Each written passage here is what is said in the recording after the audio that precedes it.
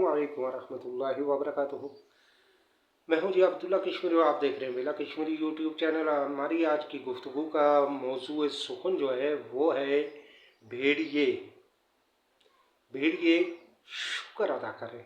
ये एक बड़ा दिलचस्प वाक़या है और इस तरह के बेशुमार वाक़यात और सबक आमूज़ जो वाक़यात हैं ये मुख्तलिफ़ अदवार में अल्लाह तबारक व तआला अपने बंदों के ज़रिए से लोगों को नसीहत करने के लिए इस तरह के वाक़यात रोनमा करता रहा।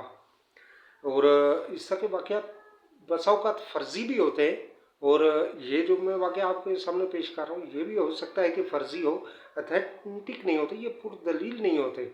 इनका होना, दुनिया में रोनमा होना ये ज़रूरी नहीं है। हाँ, इससे सबक हासिल किया जा सकता है। एक बादशाह अपने महल में रात को आराम से सो रहा है और यकायक बाहर जंगल, करीब ही महल के करीब जंगल था। जंगल में भेड़िए बड़ा शोर मचा रहे हैं, बोल रहे हैं। जब बादशाह ने सुबह उठा तो उसने अपने तमाम वज़ारा को इकट्ठे किया और उनसे ये मालूमात ली कि आज रात को ये जंगल की तरफ किस किस्म का शोर था। अच्छा, उन वज़ारा में एक वज़ीर जो है वो बड़ा शातिर था। उसने बताया कि बादशाह सलामत, आपके जंगल, जो आपका ये सरकारी जंगल है, इसके अंदर भेड़िए जो है उनकी खुराक ख़त्म हो चुकी है, तो वो इसलिए रोते कुरलाते हैं और वो किस्म का यानी आपसे फरियाद कर रहे हैं। बादशाह सलामत ने ऐलान किया कि फ़ौरन उनकी खुराक का बंदोबस्त कर दिया जाए। अब जब ऐलान हुआ तो बादशाह वज़ीर ने, उस वज़ीर को ही ये हुक्म दिया गया।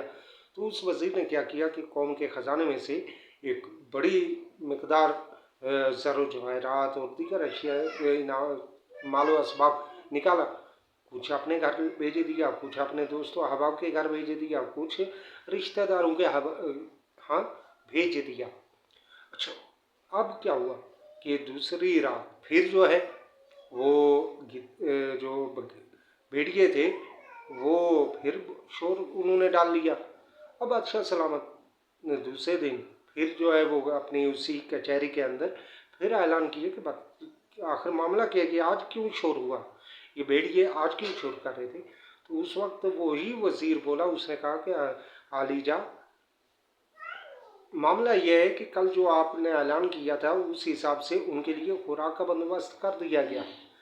तो खुराक का बंदोबस्त करने के बाद अब वो भेड़िए जो है वो रात भर आपका शुक्राना अदा करते रहे और ये इंशाल्लाह हमेशा करते ही रहेंगे। और रेगुलर ये इस तरह के जो वो शोर आपको जो महसूस हो रहा है ये हकीकत में वो शुक्राना अदा कर रहे हैं आपका।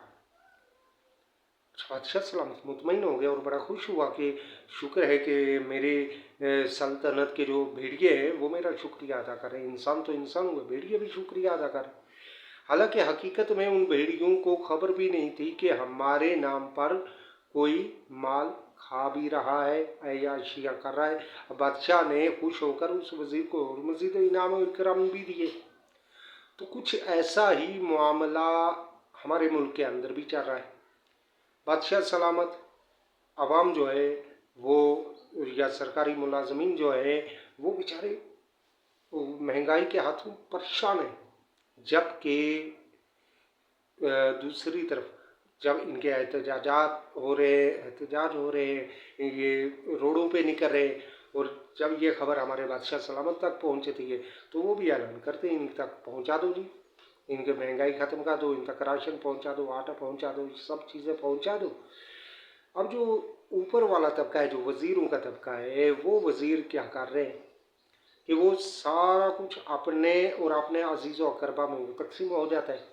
आवाम वहाँ की वहाँ ही रहती है। आप आवाम को ये खबर भी नहीं होती कि हमारे लिए बादशाह सलामत ने कुछ किया भी है या नहीं, या कुछ गवर्नमेंट की तरफ से कुछ हमारे लिए रिलीफ आई भी या नहीं।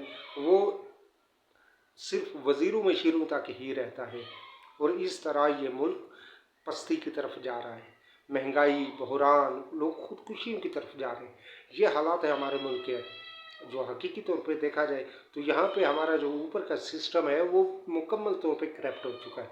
इस वक्त ऊपर के सिस्टम में ही तमाम रिलीफें वहीं पे पहुंचाई जा रही हैं। अभी जैसे कि आप देख सकते हैं कि हमारी जो कौमी असम्बली है उसकी कैंटीन में जाके आप वहाँ के बिल जो वहाँ का खाने पीने का जो शेड्यूल है उसको देख लें तो आपको पता चलेगा कि यहाँ पे तो सबसे ज़्यादा गरीब तबका ही खाना खा रहा है।